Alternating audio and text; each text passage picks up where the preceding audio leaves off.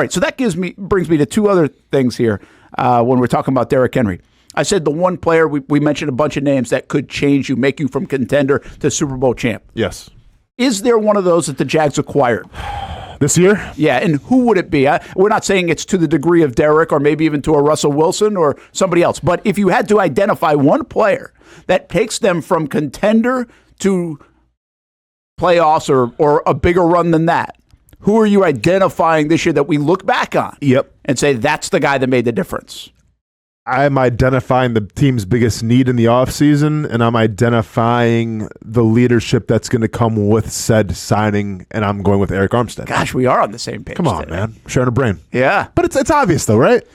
Well, I mean, who else would you say? I think people could say Mitch the acquisition Morse. of Mitch Someone said Mitch Morse is a good one. I think you could say the acquisition of Brian Thomas Jr. to the extension of the field. I don't think I'd say this about Gabe Davis, but I do. The unknown on Brian Thomas Jr. is a first-round pick. What if he has a monster year? If he has a monster year and he's spreading the field and they're throwing touchdowns galore, now Trevor's got 35, that's going to be a big reason why, right? Ridley didn't necessarily do that. He's replacing Ridley. You might have got a better option than Ridley. We don't know that yet. Yeah. So we're trying to predict the future. I like the Mitch Morse one here. That's interesting. I love the Mitch Morse one here by YB400 just because think about how much this team is putting stake into Mitch Morse. They said our offensive line was a giant liability last year. We're comfortable with it. Let's just change out the center position. We'll be fine. So that's really telling.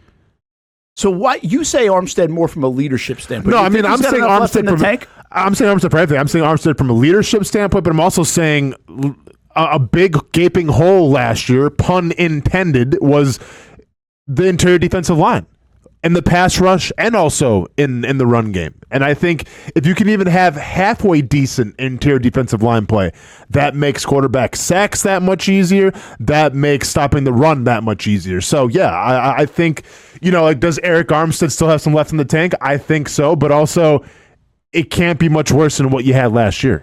Yeah, I agree with you. I think all of it. It's the complete package of Armstead. And maybe we're giving him a little bit too much credit. He's coming off injury, too. I think we have to consider that. He's a little bit older now.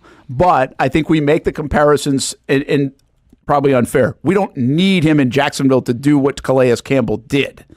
But what he can do leadership-wise, we already know he's a great community locker room guy. Checks those boxes. If healthy, he's a very productive player and has been for his entire career.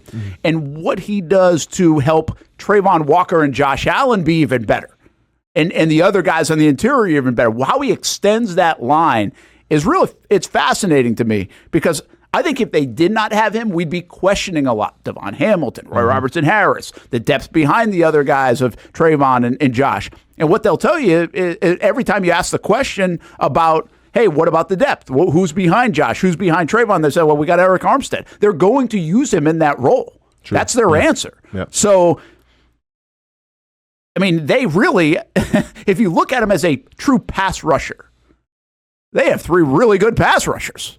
Yeah.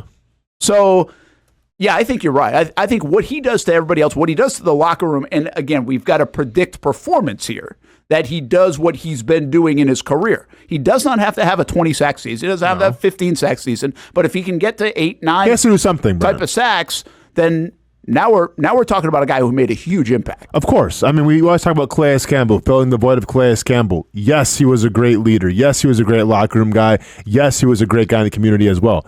But we wouldn't be talking about all that if he didn't have the production on the field as well.